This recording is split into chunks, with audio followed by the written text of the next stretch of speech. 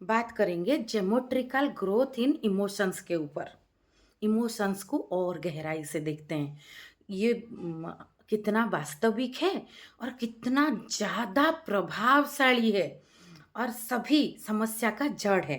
जैसे अतीत से सभी जड़ आता है, तो अतीत से जड़ क्यों आता है? ये जो ग्रामाफोन रिकॉर्ड में एक शॉर्ट्स बनाई हूँ, बजता रहता है, ये हुआ, ऐसा, ऐसा, ऐसा। ये क्या है? ये जो विचार का एम्प्लीफाइड फॉर्म एनर्जी के साथ, और ये जितनी बार रिपीट होता है उतना बल देता है, उतना बल देता है। फिर वो हमारा इमोशंस पे आता है और वो इतना ज़्यादा हो जाता है एक पॉइंट के बाद, जो मूल कारण शायद कुछ कम होगा, इतना होगा, लेकिन वो समय के साथ इतना इतना एम्प्लीफाइड फॉर्म में परिवर्तित हो जाता है। बहुत ठंड है आज। ये कोकोनट मिल्क का चाय है। मैंने अभी दूध छोड़ दिया है। मुझे एनिमल प्रोटीन पता नहीं क्यों I don't like to take. तो ऐसे मैं तो कुछ कट्टरवाद से कुछ नहीं छोड़ती, छोड़ती कुछ नहीं, छूट जाता है। ट्रांसफॉर्मेशन हर चीज़ में, फूड से लेकर गहरा समझ से लेकर हर तल पे होता जाता है। ऐसा ये पैटर्न तो हमारा अभी तक का जो बना वो हमारा सीढ़ी बना, तो ये लोग समझ नहीं पाते। और ये इमोशंस का, जैसे कोई व्यक्ति किसी दूसरे व्यक्ति को बहुत नफरत करता है, तो हो सकता है सामने वाला उतना नफरत का काबिल हो, लेकिन आप उतना नफरत करो इस काबिल तो आपको नहीं होना चाहिए। ये एक पॉइंट है। दूसरा पॉइंट, शायद आपका जो नफरत ये एम्प्लीफाइड वर्सन है। Geometrical growth of emotions. किसी का दो एक लड़का लड़की का ब्रेकअप हुआ कोई भी कारण से, तो उसका 10 साल बाद कोई उसको एम्पलीफाई कर करके मेरे साथ ऐसा हुआ बहुत ज़्यादा बना देता है। एक लड़की ससुराल गई, उसके ससुराल में कुछ कुछ छोटे छोटे चीज़ों को लेकर प्रॉब्लम हुआ, तो वो उसको एम्पलीफाइड वर्सन कर करके 20 साल बाद वो डिप्रेशन में और बहुत ज़्यादा नफरत में जा सकती है कि मेरे साथ ऐसा हुआ। तो ये यहाँ ये एम्पलीफाइड वर्सन है जो अभी नहीं हो रहा है, अभी नहीं हो रहा है, लेकिन पहले मैं बहुत ओल्ड लेडी मेरे क्लिनिक में आते हैं, बोलते हैं जवानी में बहुत मेहनत किया, कोई समझा नहीं, ऐसा हुआ इसीलिए ऐसा है। मैं बोलती हूँ अभी ऐसा है सिचुएशन, नहीं अभी तो नहीं कि किसी का हम सुनते, जो मर्जी करते हैं। लेकिन फिर भी आप मानसिक रूप में बीमार हो वहाँ हो रह के, और आप वहाँ भी नहीं हो तब जितना हुआ था, अभी ये एम्पलीफाइड वर्सन बन गया है। तो ये ज्योमेट्रिकल जो है ग्रोथ इन इमोशंस है। प्रेम में भी कभी कभी ऐसा होता है, किसी ने दो लोगों ने थोड़ा उनमें थोड़ा प्रेम का फूल खिला, थोड़ा ऐसा हो गया, जो अटैचमेंट आ गया, फिर आगे जाके वो रिश्ता रहा नहीं, टूट गया और दोनों अलग अलग जीवन जिए। लेकिन उसी समय का उसी रिश्ता की को बहुत गहराई से समझना, बार बार एम्पलीफाई करके कि वो बहुत ज़्यादा अच्छा था, अभी जो है वो उसमें कुछ नहीं है। जैसे ना दूर का ढोल सुहावना होता है, grass is greener in other side, वैसे जो नहीं मिला छूट गया बन गया जादू की पुड़िया, जो मिल गया बुल बुल जो है मिला वो बन गया मिट्टी का खिलौना।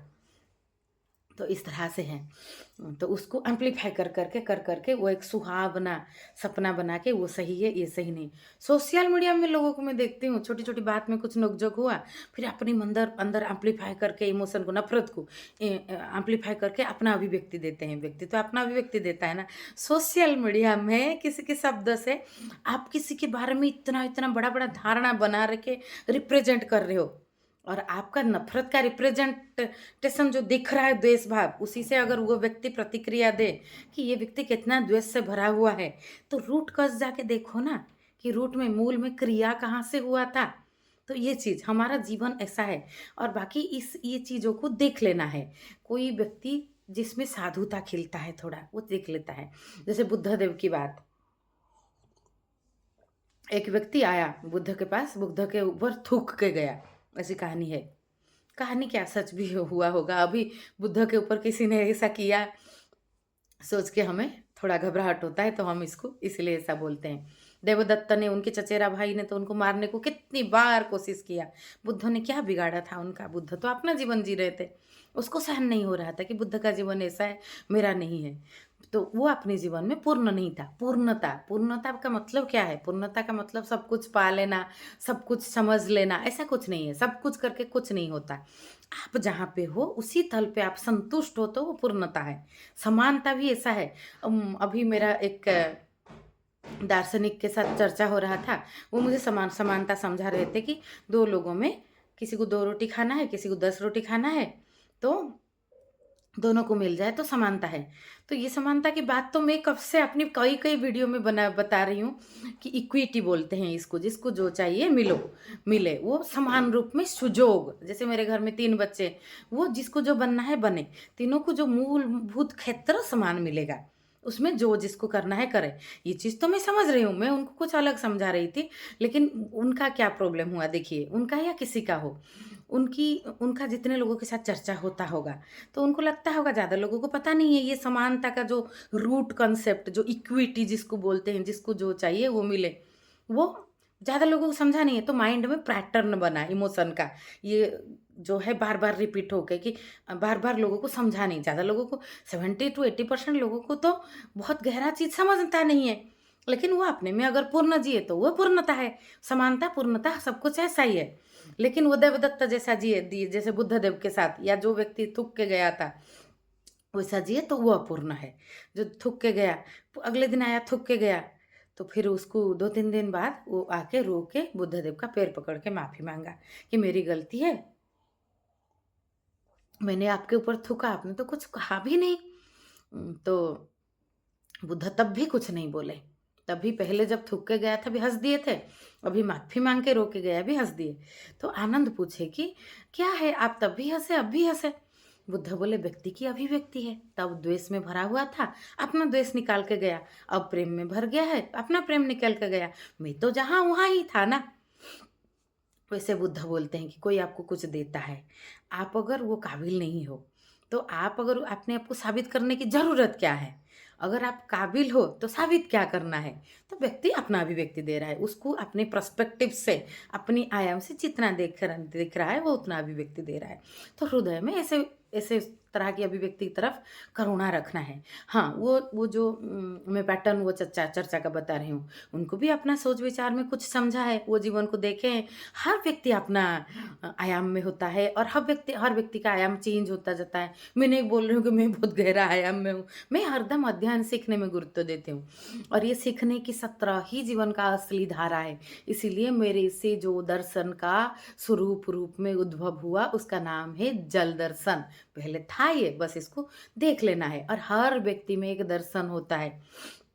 जीवन दर्शन क्या है? अपना जीवन का अनुभव निचोड़ के आप परोस रहे हो खुद को और सभी के सामने, अस्तित्व के सामने, तो उसको दर्शन कहा जाता है। और जिसका जीवन का अनुभव बहुत ज़्यादा गहराई में होता है, वो बहुत लोगों को छूता है। जो समझ पाते हैं वो उसको बहुत ज़्यादा देख लेते हैं, उसमें अपने आप को जोड़ लेते हैं। जो समझ नहीं पाते उनको भी ऊर्जा का वो पॉजिटिव, वो जो सकारात्मक रूप छूता ही है। तो उनकी माइंड में पैटर्न बना कि ये समानता का स्वरूप लोग समझ नहीं पा रहे। तो कोई समझ पाया तो भी वो पहले से वो जो पैटर्न चालू है कि समझ नहीं पाते लोग समझ, तो वो इमोशन का एक्सप्रेशन है। इसको बोलते हैं एम्प्लीफिकेशन।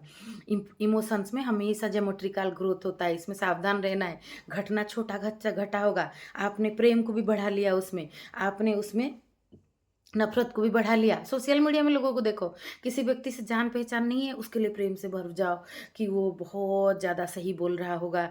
वो अगर कुछ गलत बोले फिर भी ना दिखे अंधापन से, और किसी के लिए नफ़रत में भर जाओ, फिर उसकी बहुत बात और जीवन दोनों में सही दिखे, फिर भी पॉइंट को ढूँढते रहो उसको गलत साबित करने को। इस तरह के हैं। तो वो समानता का बात तो ये है। तो और कुछ कॉन्सेप्ट पे अगर आप बात कर रहे हो, और कम्युनिकेशन तभी संभव है जब हम अपनी सत्य को सापेक्षिक सत्य समझें। कोई बोल सकता है नहीं मेरा सत्य तो ऑब्जेक्टिव ट्रूथ पूरा हो गया है। तो पूरा ऑब्जेक्टिव ट्रूथ हो गया है तो आप बहुत ज़्यादा साबित का भी कोशिश नहीं करोगे। नेचुरल है ये, और ये कोई मैं स्टेटमेंट नहीं दे रही हूँ।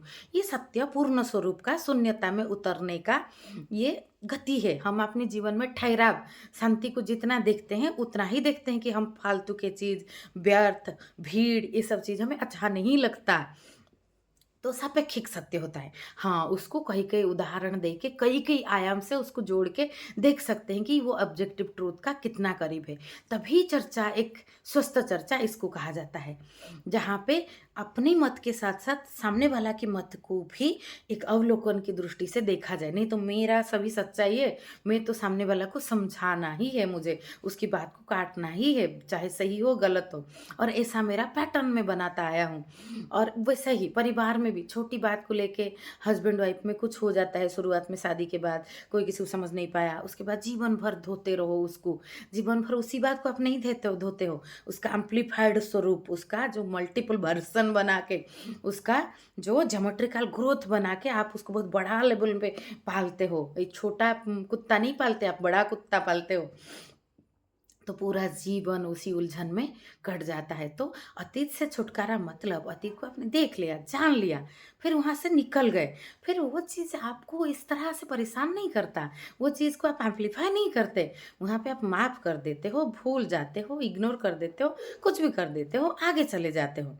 इसमें कुछ रखा ही नहीं है, सिया राममय सब जग जानी। और यहाँ ये अध्ययन का सत्र है पूरा संसार। यहाँ सीखते जाना, जानते जाना, keep keep learning, keep growing. बहुत बहुत आराम से। अभी मैं कुंभ के कुछ-कुछ साधु संतों का इंटरव्यू देख रही हूँ, मैं भी कुंभ जा रही हूँ परसों, तो देखेंगे कुंभ की जो है ना, कुंभ की क्या कहानी है, उसमें मुझे पता नहीं है कि कैसे शुरू हुआ था। लेकिन मुद मंगलमय संत समाजु जो जग जंगम तीर्थ राजु हरि भक्ति चौहा सुरसरी धारा सरसही ब्रह्म विचार प्रसारा। जहाँ पे संत समागम है, कई कई भारत भारत के बाहर पूरा विश्व से जब लोग आते हैं, तो ऐसा फेस्टिवल जिसने बनाया वो उसमें बुद्धि और विवेक का बहुत पूर्णता से विकास हुआ होगा। तो उसमें तो ये जो ऊर्जा का संग्रह बनता है, कई-कई तरह पे, कोई अंधविश्वासी हो सकता है, कोई गहरा आध्यात्मिक, कोई जीवन के गहरा को छूता हुआ, कोई खोज में, बहुत तरह के। तो हमें अध्ययन का एक क्षेत्र देता है कुंभ। तो देखते हैं वहाँ पे क्या-क्या अनमोल रत्न मिलता है मुझे, मैं क्या-क्या अपने में जोड़ लेती हूँ। बस जोड़ते रहना, बूंद-बूंद जल मिल के यहाँ जल का प्रवाह होता जाता है, अग्नि में तपाया हुआ शुद्ध जल का प्रवाह। बस इतना सा। नमस्ते।